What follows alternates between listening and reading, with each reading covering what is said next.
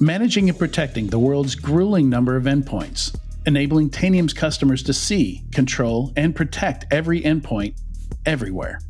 Tanium's mission is to provide certainty in uncertain times with the industry's only converged endpoint management. Trusted by the U.S. military and the majority of the Fortune 100, Tanium helps manage and protect nearly 30 million endpoints. Tanium, the power of certainty. Visit securityweekly.com/Tanium to learn more. Welcome back to Enterprise Security Weekly. Don't miss any of your favorite Security Weekly content. Visit securityweekly.com/subscribe to subscribe to any of our podcast feeds and have all new episodes downloaded right to your phone. You can also join our mailing list, Discord server, and follow us on social media and our streaming platforms. All right, now for the Enterprise Security Weekly news. You can check out securityweekly.com/ESW304 if you want to check out the show notes, follow along with the different stories. We've got 30 today. We're probably not going to get to all of them, so you'll want to check that out, see what you missed there. I've got notes on them as usual. Let's jump in here.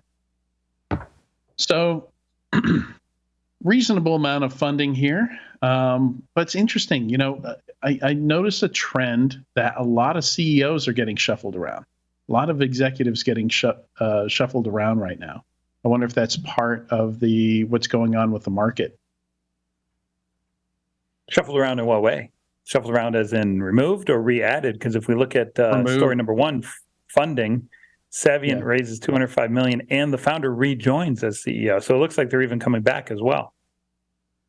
Yeah, I guess people saying, hey, what we're doing isn't working, or I don't know, maybe there's a shift in the business strategy because maybe it's tougher to raise money, or the investors have different expectations, maybe so they got the wrong kind of CEO for whatever the investment strategy is, or what the board is asking for. I don't know. Yeah, it's an open question for me. I have no idea. There's a million different reasons why CEOs get removed. There's another million different reasons why they get added back. I think fundamentally in 2021, 2022, we overinvested and we caused a scenario where CEOs were essentially required to say, hey, we're going to run to this massive number in the future because of the overinvestment.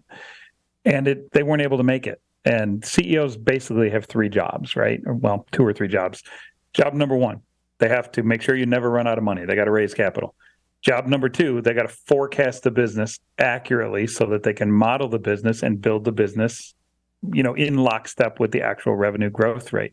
And if they do those two things, that's a good. Oh, and then rally the troops, right? Keep people going in the right direction, keep people motivated and incentivized. If they do those three things, that's a great CEO. When you're in a scenario where the private markets were so detached from reality of what could and couldn't be achieved in a business, it makes it very difficult for CEOs to predictably build revenue to a model that makes sense, right? And so a lot of younger CEOs, first-time CEOs, second-time CEOs were in scenarios where they just couldn't win. It was impossible for them to win in the current market. And so many of them stepped aside, were forced aside, things like that. But in this case with Saviynt, coming back is a totally different story. And I'm not exactly sure what the impetus to bring him back is, but clearly the board thinks there's a reason to jumpstart the business on the back of his support. You saying sometimes the only winning move is not to play? Is that what you're saying? Absolutely. Yeah, I like how you distill my rambles to, one direct War Games reference. Yeah, I do love the movie quotes. I do love it. And there are different types of CEOs too, right? There are high-growth CEOs. There are CEOs who are really good at maintaining a course. There are CEOs that are really good at other types of deals. So, everybody has their strength, and, a CEO is not just a CEO is not just a CEO. And so if the economy is different, if the company direction is different, there's so many things, like Tyler said, where maybe you had a really high growth CEO in a role, but now the market's hitting the skids a little bit. It's not necessarily that the outgoing CEO was bad. It's just that they're not the right fit anymore. or somebody's a better fit, or, who knows what happens. Maybe somebody got burned out on that role. Maybe they decided to take up a career in basket weaving, so it's really hard to say without knowing the specifics. But I think it's also really important to point out that a good CEO at one type of company is not necessarily good at another type of company. Because there are just as many types of CEOs as there are any other position, and everybody has their strengths. So, what do you think about the crisis operating system, Katie? I love it. It's my favorite new marketing term. I'm going to put it in all of my writing.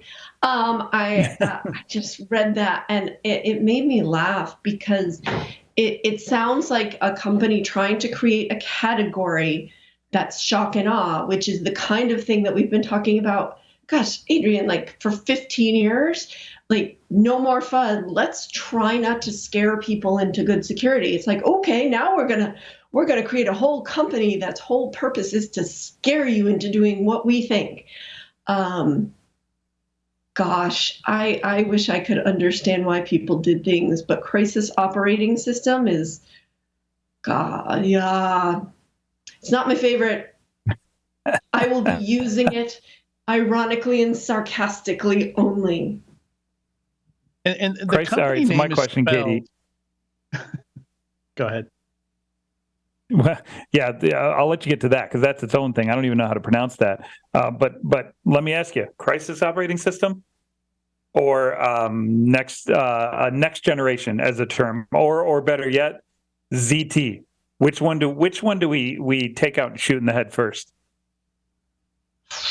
Next gen's pretty bad, but crisis operating system, like I see Tom Cruise in a leading role in that movie. I mean, I see him like jumping out of a plane for his crisis operating system, right? I mean, it's come on, guys, let's stop with the really, really bad, meant to scare you into buying my tool marketing. It just makes us look bad as an industry, and it's not going to make business leaders be like, oh, yes, you can have $7 million more for your operating budget today. Like, it's Adrian, just not going to work. Adrian, tell us the name of this company that is the crisis operating system. Well, it's spelled CYGNVS.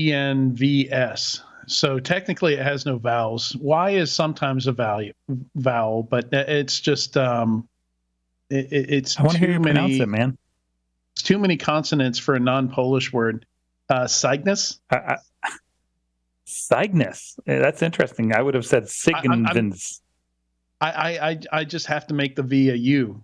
So Cygnus. The founder's previous company was had a very similar name, Science, spelled CYENCE, but pronounced like interesting. I'm doing science. And I do want to point out in your little blurb that you wrote here that this company does have a, quote, cozy relationship with cyber insurance. So it's just piling on the badness for me here. It's just no bueno, my friends. It's an A16Z, an Andreessen Horowitz company too, which is completely surprising. And then not only that, but if you read the article, there's so many amazing A16Z Andreessen Horowitz caveats at the bottom. This context is provided for informational purposes only. It should not be relied upon as legal, business, investment, or tax advice. That's a big disclaimer. Oh, it's huge. 4 paragraphs of disclaimer at the bottom. Yeah. Well, is that for, in case they get sued, so they can't cover themselves because they're an insurance company? The disclaimer is as long as the blog post.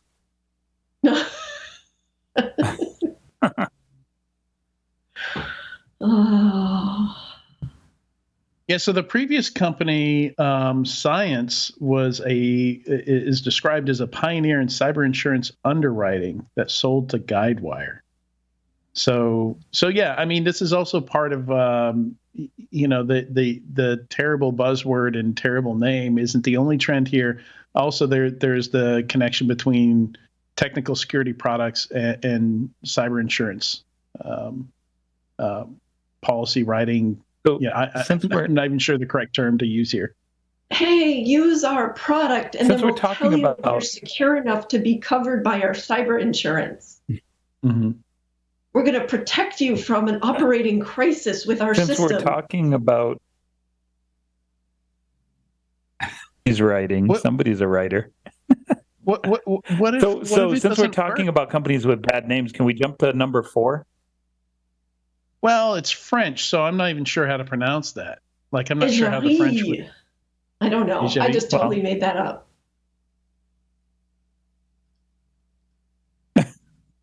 You wanted to bring it up, Tyler. You pronounce it. Nope. I refuse. Well, no, I don't. All right. Ajiri? I like Katie's pronunciation better. Ajiri. Yeah, I just Also do moved I. my head a lot. I basically said the same thing Tyler did. Wave your arms with it. Ajiri. Ajiri. Yeah. So kind of I'm surprised I'm not seeing cyber insurance here. Also, because it looks like what they're aiming to do, measuring financial impact of cyber threats, is the kind of thing that cyber insurance firm would want to use to price a policy. Okay, so hold on. Before we go, the Collins Dictionary says English translation of égérie. So yeah, they have the accent aigu on the word. And the Latin to English translation is I will do it. Oh, look at that. Oh, okay. Cool. So let me give you marketing 101. If you have to explain the name of your company, don't name it that. Yeah, but maybe in French, they don't so have maybe to we're explain. just dumb because we're English speakers. Exactly. Yeah, but if you want to try to tackle a global market, don't name it. You're not going to name it an American slang term that Europeans won't remember either. Right. Yeah, they are aiming to expand in Europe, and I was incorrect. They are developing specific functionality in this product for insurers. So we have yet another funding story here where there's a connection between security and insurance. So that's 3. I also found a different dictionary with a different translation too, though. So now I'm in a rabbit hole, and it's all your fault. Yeah. So You're welcome. To complete the trifecta here, we've got we only talked about so 2. So Cygnus, Ijuri, and story number 9, Guards with a Z, is focused on small business, SMBs, and is also both a cybersecurity and insurance solution bundled together. So yeah, very interesting. The small business, I think, is one place where that could really be used. A lot of people know I keep a list of all the companies who have been destroyed by a security incident, and they're all small businesses. The biggest ones on the list have maybe, I think one has 400 employees, one had 450, but most are smaller than that. So yeah, they could use some insurance bundled with security. Some kind of maybe MSSP or MDR security approach. Something that fits for a company that size.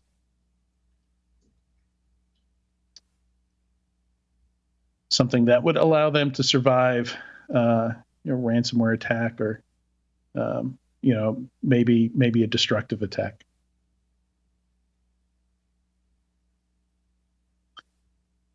All right. Let's see.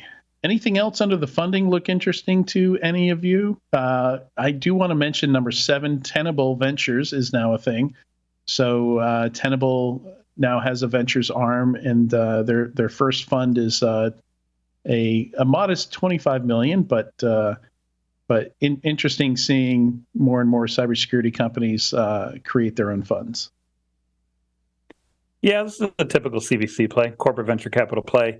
I'm surprised at the size, though. 25 million is so freaking tiny. Unless you're writing basically what you have to do is try to figure you're going to want to do about 10 to 20 deals to return a fund. And unless you're writing checks in the couple $100,000 size, what's the point of a $25 million fund? I guess. Even if they're doing seed, that's maybe 5 investments, right? Like most of the seed we see these days is 5-6 million at least. Yeah, I've been involved in a handful of deals with some CVCs, corporate venture capitals before. The interesting thing is they don't have to keep dry powder back. They don't have to keep funds behind. Generally, they'll come in at a round, an A round, a seed round, even a B round, and they'll take a couple $1 million check, and that's it, right? And really, they're not there to return the fund, although that would be nice, right, from an investment vantage point. What they're really buying is the strategic right to watch the company closer and to potentially acquire the company at a later date. Gotcha. And that's why I'm glad you're here for these, because I'm not familiar with that at all. All right, let's see here. So yeah, standing question. Any other fundings anybody wants to talk about before we move on to trends? All right then. Trends, the Aaron apocalypse, the Herman Miller Aaron. If you need a nice Herman Miller chair, head over to, is it eBay? Where should they go, Tyler? Oh, you can get them anywhere. You can get them on eBay. You can get them on Reddit. You can get them on Facebook Marketplace. Pretty much if you're in Silicon Valley, you can get them on a street corner. Just go outside and look. You're going to find chairs sitting around. Back in the late 90s when I was in Silicon Valley during the dot-com crash, the Aaron apocalypse of 2001 was so massive that literally there were warehouses full of these chairs and you could pick them up for nothing. You just had to go pick them up, literally grab them. It's interesting because I posted about this after I saw this tweet by Gilad or Gilad Ram, I think is the full Twitter handle. I posted, it reminded me back of the late 90s implosion of the dot-com implosion. And it turns out it's a known thing. People have tracked the usage of Aeron chairs as a potential preceding indicator to technology market collapse, which I find very, very funny, morbid, sad, all at once. Yeah, and for those who don't know, these this is right off the top of my head, but I think they retail for $1,100 to $1,300. This particular model of Herman Miller chair, and it's kind of like the standard for, fancy startups, stuff like that. And yeah, literally every high-tech startup on the planet uses these same exact Herman Miller chairs since 1999. Yeah. And it sounds like they're very ergonomic. They're nice chairs, but it sounds like they're going for about $600, which I think is also an indicator. It seems like price to move very quickly. Yeah, well, when there's significant supply, they can price them low. So somebody who doesn't need to sell chairs to make money back on assets, Microsoft is. It feels like just yesterday they were a $10 billion in security revenue, $10 billion security company. Apparently now they're a $20 billion security company. What caused the jump? Did you take a peek at what might have caused the jump? Was it acquisitions? Was it investments? What? Any idea? No, I did not dig into this one. Very likely cloud services. Yeah, I wonder how they're. Oh, they get so many more now, right? Like they keep doing acquisitions, and they keep introducing more and more security platforms and tools. So yeah, I imagine a lot of it centers around Azure. Absolutely. And I mean, even with the different subscriptions you get through Azure AD and Office 365, the security components, so a lot of it's based around you pay the base price and you have the ability to potentially report on something. As you pay more, you have the ability for automated remediation, which everyone kind of wants anyway. So you end up in a situation where Microsoft continues to talk to their customers about, hey, you're on, this subscription level, but for this much more, you'd get this capability and these other features and these security capabilities. Microsoft has put a lot of investment into these areas, especially around email filtering and scanning. the endpoint, the EDR systems that are on endpoints, expanding that capability to servers. They changed the way that pricing was around that. So it used to be you could have the Microsoft EDR tool on workstations and servers through a specific type of license bundling, and then they changed that. So then it was you had to get something else in order to cover servers. So there have been some tweaks, and they said before that E5 was going to include everything or likely include everything. And then at the last Microsoft conference in November, we found out that actually there are a couple of things that you'd have to add on separately to the E5, the Microsoft 365 E5, or in some areas it's called A5 or G5. But the licensing gets very complicated. But as with cloud, as you're paying a subscription and you're paying for services, you end up paying for that every year. And a lot of times, what organizations do is they look across what their vendors are. What are the tools that they're using? Are you using McAfee and Symantec for antivirus? Well, if you, for a few dollars more per user or per whatever, could you just bundle in Microsoft Defender for Endpoint? Well, maybe that might make sense versus paying the millions or whatever you're paying to a third-party vendor for that. This kind of bundling and bringing things together. Microsoft has already set themselves up where you're paying them a bunch of money every year with their old enterprise license agreements. Now we're moving into cloud. Now we're moving into situations where we don't own the software and we get updates to that. And the security capabilities continue to improve along those lines. The article itself talks about the fact that should Microsoft be the security vendor for a company that's using Microsoft products when Microsoft patches or fixes or even 0 days are out there cause issues that they then may be fixing through their security tooling? I see where you're going with that. Yeah, like Rackspace. So what happens in the Rackspace case with their hosted exchange? Rackspace neglects to install an exchange patch and gets owned so hard that they migrate every customer to Microsoft and shut down their hosted exchange product.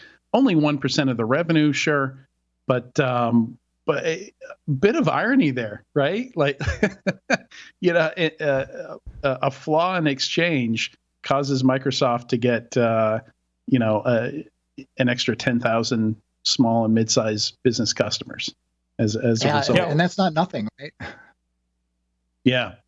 Yeah, and so here in the article, they call out XDR and SIM specifically as contributing to this, but also they call out Azure Active Directory. So Azure AD, it sounds like, is getting counted in this 20 billion. So yeah, I can totally see how you can get to 20 billion if sure, you're including all the IAM stuff. Yeah, I mean, but isn't this a fox guarding the hen house? Isn't this a fox guarding the hen house scenario, guys? It also comments in the article that 30% of total vulnerabilities uncovered over the past year for CISA exploited vulnerability list was Microsoft sourced.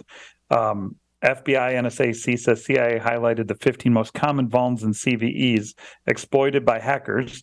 60% of the 15 were due to cybersecurity deficiencies in Microsoft systems. So are we setting ourselves up for an ethical dilemma? Are we setting ourselves up for a situation where it's like, oh, we have more vulns. Oh, well, we're not going to worry about fixing the vulns because we're going to make more money on the security side anyways. Is it a fox guarding the hen house problem?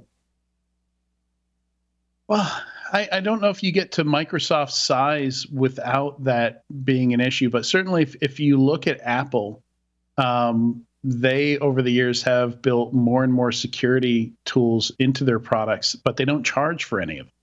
You don't get charged for the built-in AV that Macs have or the built-in firewall or any of that stuff. That's just included in the price of an operating system that they also don't charge you for. So yeah, I think it's problematic, and it's there's a lot of rumblings about anti-competitive practices right now with a lot of the big tech companies. And it'll be interesting if having so much security revenue under the same roof as the the business divisions creating the security problems gets specifically called out as we start to see some the U.S. government start some lawsuits and some anti-competitive conversations with them. Well, counterpoint to what you just said, Adrian, their response Microsoft might Windows just be, and if I were in their comms, this is how I'd approach it. Like, we don't need to either not pay attention or create new vulnerabilities, whatever the case may be. It's going to happen anyway. Crime's going to happen. Vulnerabilities are going to happen. Incompatibilities, misconfigurations are going to happen. And so, even though they're sort of working both sides of the coin, they don't necessarily have to be rooting for bad stuff to happen because it's just going to happen anyway.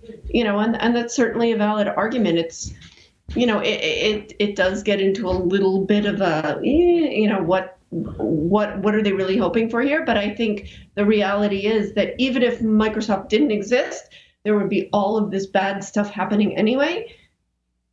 And just one fewer player to potentially solve the problem. But then you get into a whole industry-wide question, like, are we just not creating tools that stop everything because it benefits vendor companies? So you could make that same claim for any vendor company on the planet. It's just that Microsoft has a bigger target on its back because it's Microsoft. Well, and a counterpoint to Adrian's points about Windows or Mac versus Windows. I mean, Windows has a firewall built in. It's free. It has antivirus that's built in that's free that actually compares pretty well with the third-party tools that are out there that are antivirus, pure antivirus play. What we're looking at here as far as revenue, the bulk of this is cloud revenue, as Adrian mentioned. So if they're including Azure Active Directory, Azure AD subscriptions in this, that's going to be a huge amount, because in order to get additional features like conditional access, which gives you kind of what I call an identity firewall, you control who connects to what, how, when, from where. And it gives you that ability to really control where users are coming from. And that's, for me, that's a core security feature that you should have. Pretty much any company that has Azure AD and is in the Microsoft 365 environment, because that provides a capability of control, monitoring. They have security defaults as a core baseline configuration, but really conditional access provides additional capabilities. We need Azure AD Premium 1 to do that. So that's a cost per user. There are bundles of subscriptions that include that along with other things. So a lot of this that I think we're seeing based on what the pricing is around, maybe Microsoft has shifted where previously those were captured under a different line item or, revenue capture, and now it's falling under security. But yeah, that would account for a lot of it, because they have a lot of people on Azure AD, and from at least the customers that we assess at Trimark and looking at their Azure AD environments, most of them have licenses in order to get conditional access and leverage conditional access to control who can connect to their Microsoft 365 environment. Yeah, it's definitely not a simple answer, I don't think. I would love to hear from some of the folks listening to the podcast, some of our listeners, and their opinions on this, because it's a tough one. But they're certainly making a lot of money from security. All right, let's move on to, let's see what other trends we have here. It's interesting. Back with all the LastPass stuff, a lot of people have been shopping for other password managers. I've shared the fact that I use 1Password not only for my passwords, but also for my some of my 2FA, my TOTP codes and stuff like that. And not 100% comfortable with it, but it does seem like having all the eggs in one basket. But then I read this article about somebody on Google Fi getting hacked because somebody wanted to get access to the crypto funds that they had in their Coinbase account, and part of that hacking the SIM card gave them access to Authy, which is what a lot of people I talk to are using to keep their password database and their 2FA separate. So yeah, I guess it's another problem is having all these secure apps linked to a phone number. Like we still have Signals connected to a phone number, WhatsApp. There's a ton of apps where if you get access to somebody's phone number, you can get access to these things. Yeah, that seems like a very low bar too, especially given the breaches that have been dumps from different organizations and Twitter and others where phone numbers used for MFA were dumped. So that sounds like it's a pretty big problem. Yeah. Let's see. I thought this was an interesting article, basically talking about a lot of journalists have been analyzing the people getting laid off from some of these big tech companies, and some of them are folks who have been there for decades, and some of them were employed to work on, at least partially, work on open source projects. So now there's a big question, okay, are some of these projects going to get abandoned? What's going to happen to this open source that everybody depends on now that Google is no longer paying the maintainers? So basically, this article is painting that as a potential risk, supply chain risk.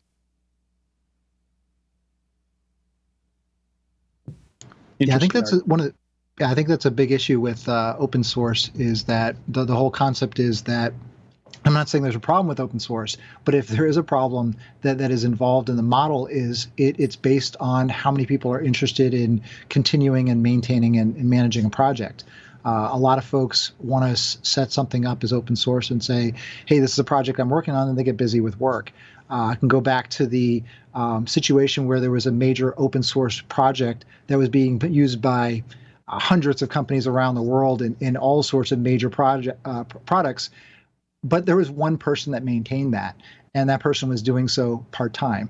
And the question was, well, if all these other companies are benefiting from this, why aren't they contributing to it, or at least people or money? And it seems like at least some of these companies like Google are starting to have been and continue to, at least until recently, potentially contribute people to help maintain and update these open source tools. Then you look at what happened with Heartbleed, with OpenSSL. There were a couple of others that kind of forked from that, like Libra and some others, in order to help tighten up and keep them more secure. Well, if those are getting managed just by Google or another company, and then they cut it, then all of a sudden you have another open source distro or framework that is involved in major projects around the world and products that then lose support. And then who picks it up from there? It's a big issue. Yeah. Yeah, and I've seen some efforts around that. There's some funds out there, that aim to raise money and support folks who maintain some of the more critical software packages, but certainly not an unsolved problem by any stretch. Especially complicated by the fact that attackers know that they can go after a lot of companies by going after supply chain, by going after some of these software packages and repositories like npm, stuff like that. PyPy. Yeah, I think it was one person that's been running PyPy, and I think I heard somebody talking about him being laid off. So the whole Python package just one guy. It's absolutely amazing to me. It's absolutely amazing to me how the stuff runs on bubblegum and matchsticks and duct tape. Like, so much open source is literally one dude in a garage who says it's awesome and somehow gets the marketing catch and people love it and it takes off, and it still only ever is one guy.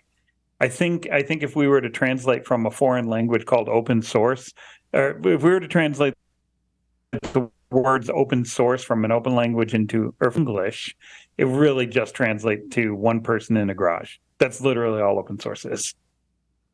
Yeah. So what makes some open source projects successful and others not?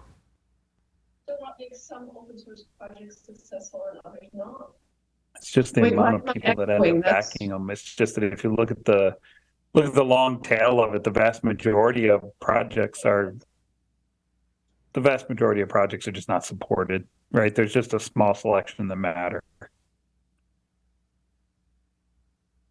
Yeah. Yeah, InfoWorld has a scathing article on this.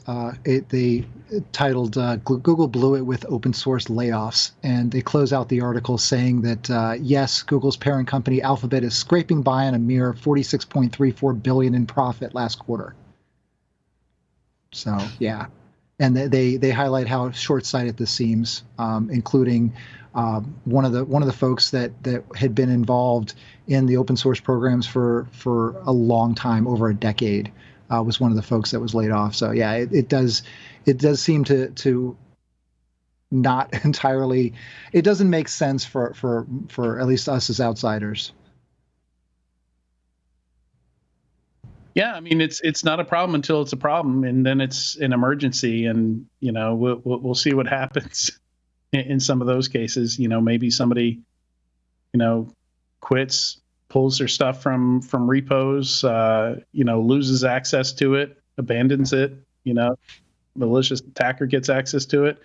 It's there should be some effort to make sure that doesn't happen, at least to like the top 1%, 5%, 10% of the most important packages that the internet and most organizations depend on.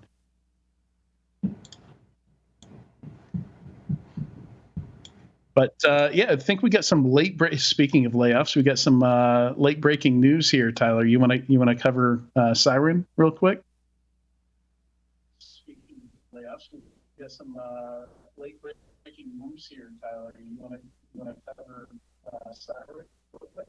I'd be happy to, assuming that we're not breaking up and getting echoes. So if I start to echo, please call me off, wave me off, and we'll go. But yeah, I heard yesterday through the grapevine that Saviynt killed off a big portion of their workforce, and I thought it was maybe a portion that was a layoff. Turns out Saviynt is liquidating basically the entire company. They fired the whole company as of yesterday, and as of today, they're down to 50 cents a share on the public market. At one point, if you look at the 5-year chart, they were over $70 a share. So talk about a run right to zero. There you have it. Like, it is possible post-IPO to run to zero. As sad as that story is, it's people are jumping ship left and right last week, and now they're dead. The whole company's gone. Yeah. Not sure what's going on with the echo there, but I was able to make out most of that. You said I didn't even realize they were a public company. Wow. But I think this is the first case we've seen with a cybersecurity company just folding altogether. So that's it's foreboding.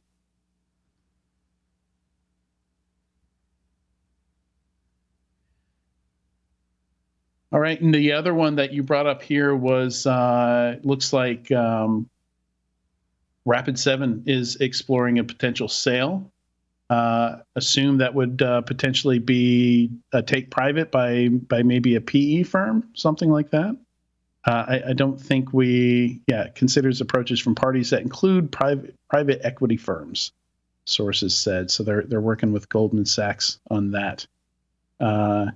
Interesting stuff. We also have a story here about Mudge finding it was unclear to me if it was a full-time position or, the article that I had said that it wasn't a full-time position. So some connection to Rapid7, but a lot of interesting stuff going on here.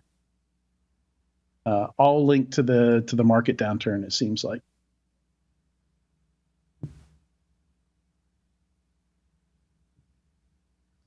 Is everything sounding okay? How's audio doing? Sound great. Okay. I think Tyler's just had too much bourbon today.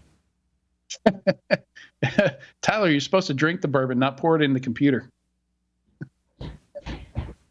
And as we're moving on to the next story, we have a public service announcement from one of our sometimes co-hosts, Tyler Robinson.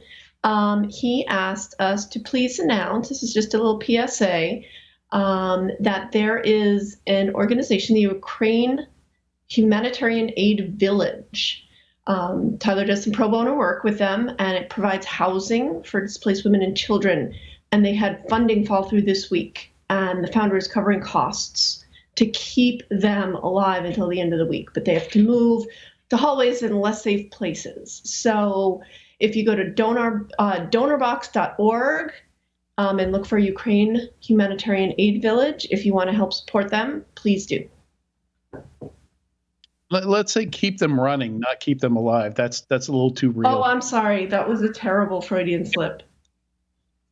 I'm sorry. Yeah. Ooh. Well, please help. Yeah. Yeah. So I posted that in the Discord. So you can find that in our Discord there. And I'll see if I can get that added to the show notes once we're done here. Let's see. A few more things I'll cover real quick, and then we'll wrap with the squirrel story here. Let's see. Where was it? So how well did Israel's cybersecurity industry do in 2022? It did pretty freaking good. And we've seen startups coming out of Israel accelerating. So that market is, in spite of everything else that we're seeing, layoffs and things like that, only seems to be accelerating out of Israel. So it's interesting to see some parts of the market, running into some hiccups while others seem fairly healthy. I enjoyed the FBI says it hacked the hackers to shut down major ransomware group title there. It's that was a great article. Yeah, it's great. It's certainly going to be making some of the bad actors nervous, right? Like, I think the FBI was in there for, I forget how long they said, but it was a significant amount of time that they were in there. Yeah. I don't see this as that much different than when the FBI discovers a warehouse where there's, counterfeit equipment or whatever, things that are obviously actively being used as part of a crime. They go in, they take it over. That's effectively what they did. They went into the systems that were handled and used by the ransomware group in order to manage their operations. They were able to pull out and extract the encryption keys, the decryption keys, and give those to the victims. I believe they noted that they estimate they saved over $130 million for victims, and that doesn't even include those that probably would have been victims in the future had they not done that disruption. So yeah, very interesting article. Yeah. Yeah, positive trend, I would say. My next one, love it. Appliance makers are sad that 50% of customers won't connect their smart appliances. Maybe what a surprise. Maybe you shouldn't be sticking a internet connected computer into everything. What a surprise. Constantly hear people bemoaning the fact that they're having trouble finding a refrigerator that's not internet connected or a washer and dryer. Like, it's just the value just isn't there.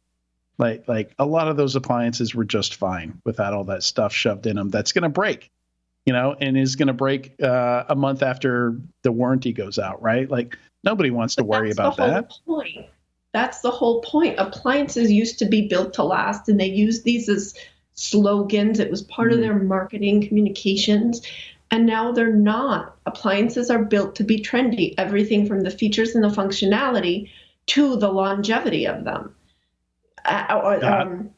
The features, functionality, which is tied to the longevity of them, as well as the look. Like, who knew, if you look back 20 years ago, that what material was on the outside of your refrigerator mattered? It was trendy. Like, people just had refrigerators, and now looks come in and out of style, and it's, these are not meant to last. And I had a conversation with an appliance repair person on July 4th, about 12 years ago. He came to my house because my fridge died on July 4th, of course, on a holiday weekend. And he said, geez, you're lucky if you get 10 to 12 years out of an appliance these days.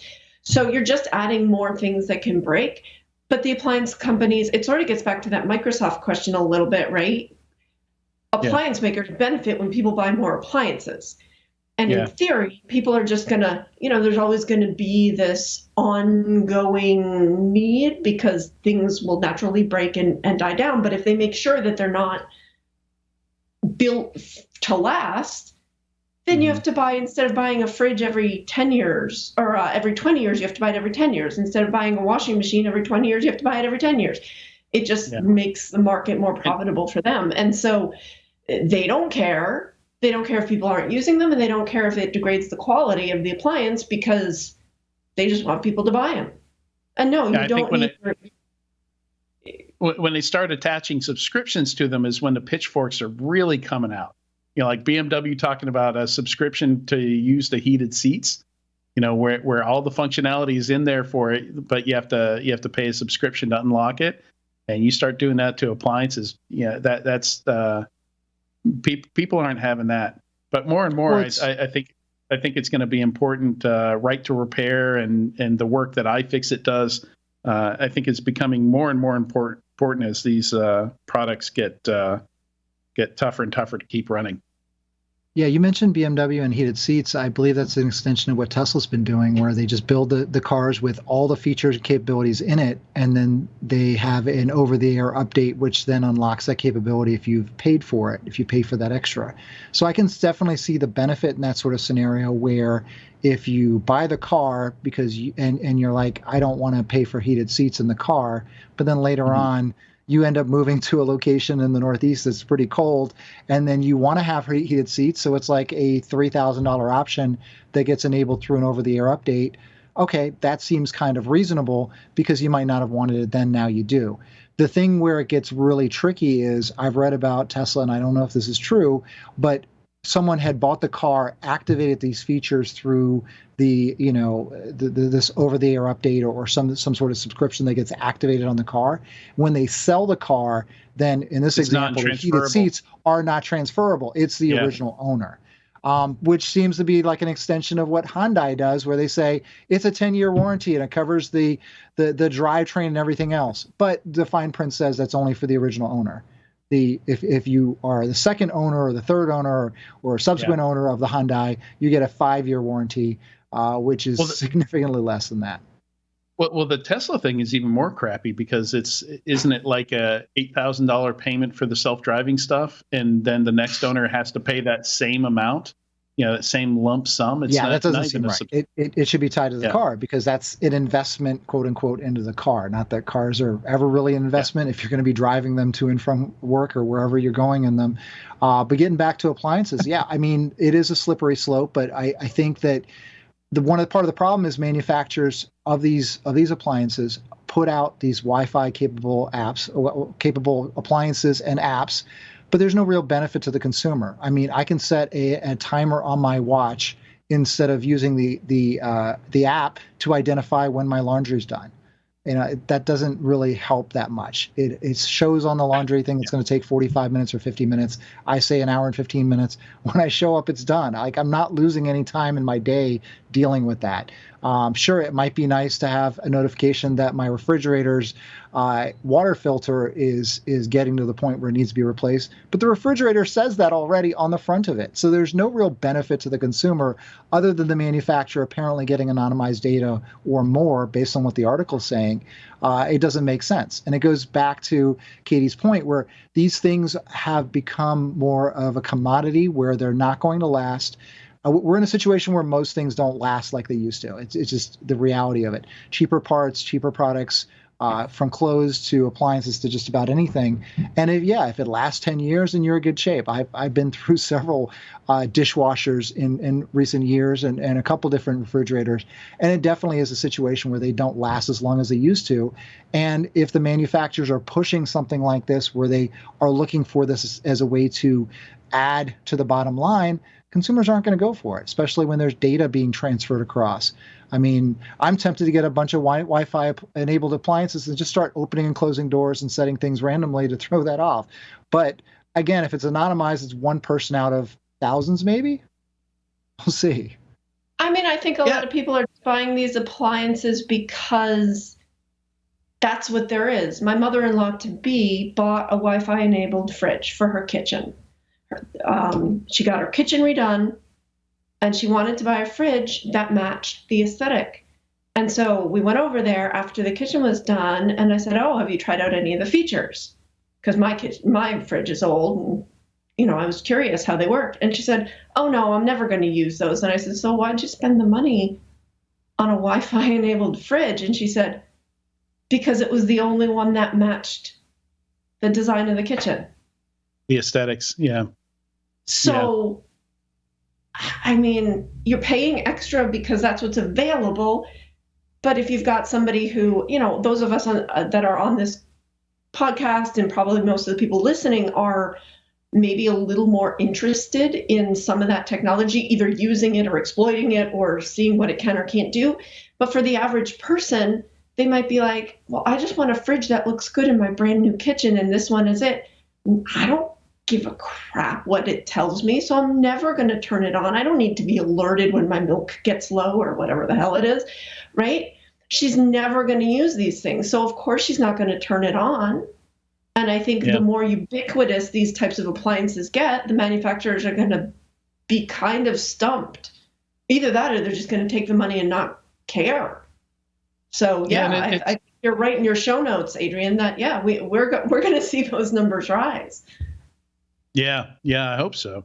Yeah, and I mean, one of the frustrating things is I've got an 11-year-old BMW, and it had all these connectivity features, like an SOS feature, where if you broke down or something like that, it's got a fancy button with like a little cover. You push the cover, it flips down, and there's like a fancy switch in there. And all of that was, all those services were shut down like 6 years after my car was sold. None of that works anymore. None of the connectivity stuff, they just shut that stuff down. So like, even if you are using some of these features, how long are you going to have them for? Or are they even going to, the software feature is going to last the life of the mechanical life of the thing? And to Sean, to your point about quality, security is also, security issues are also something that will emerge with bad quality, with things that are rushed to market and rushed out. I think we'll see security issues go right along with that. Absolutely. And there's definitely a trust issue here. So once you connect a device, that you don't feel like you need to connect to the internet. So most people don't feel like they need to connect their toaster to the internet in order to use the toaster or get some additional benefit out of it, which I would agree with, right? I want the best toast, Sean. I want the best toast. Yeah, I mean, sure, you can dial in the exact level of burntness you want on your toast, and then you can have a great, perfectly burnt piece of toast for your breakfast, which is great. I bought a TV recently, and it's a smart TV. There's no way I'm connecting it to my Wi-Fi ever, because I don't trust the manufacturer of this TV to not do other things with that information, with that connectivity.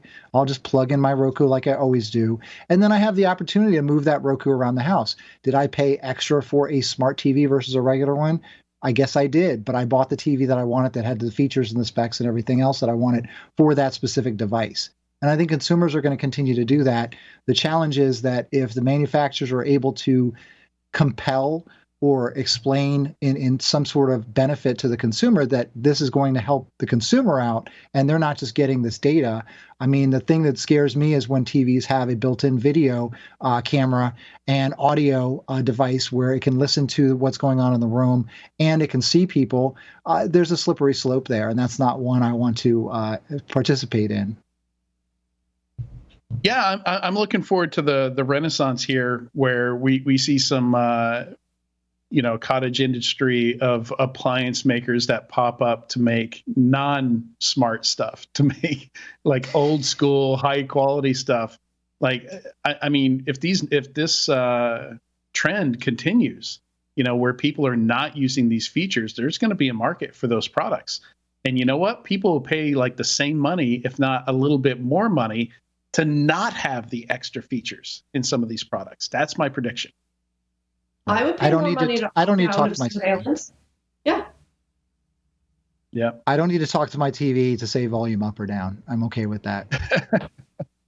All right. That wasn't. I've got friends here with me, apparently. Hi. Yeah, you do. It wasn't my intent for that to be the squirrel story, but it very much is that's a better squirrel story than the squirrel story I actually had in here. If you want to see the squirrel story I actually had in here and see other stuff like nostalgia, remembering SQL Slammer, go to securityweekly.com/ESW304, and you can check out the stuff we didn't have time to cover today. But I think it's a great rant to end on, because it's one where I feel like we're all definitely on the same page with not wanting internet connected fridges and toasters. So Thank you, And we Tyler, did mention Katie. Jurassic Park. We did mention Jurassic Park, Jurassic which Park. directly ties into your squirrel story. So that'll have people go and say, "What was the squirrel story?" and go and read that. Absolutely, yeah. It's a very Jurassic Park squirrel story. Absolutely, the spirit of John Hammond is alive in our squirrel story today, And in all of us. and in all of us. I don't know. These smart appliance makers, thought so hard about what they could do, they didn't stop and think about whether they should. Very true. To quote Ian Malcolm, or paraphrase him. Thanks so much, Katie and Sean, for joining me today. I don't know if I can even thank Tyler. Poor Tyler's been having laptop issues, internet issues. His technology hates him right now. He doesn't even have to worry about smart devices because he can't connect to anything. Yep. Yeah, you don't have to worry about IoT if you can't even Wi-Fi. So you're good. There you go. Yeah, and a big thanks. Oh, he's there. There he is. It's Grumpy Tyler Face. Oh man, I'm sorry, Tyler. Better luck next week. I'm only partially here. Next week I'll hopefully be back. All right. On that note, big thanks to everyone watching or listening to this week's episode of Enterprise Security Weekly. Thanks for having patience with Tyler and his robo voice. We'll be back next week. See you then.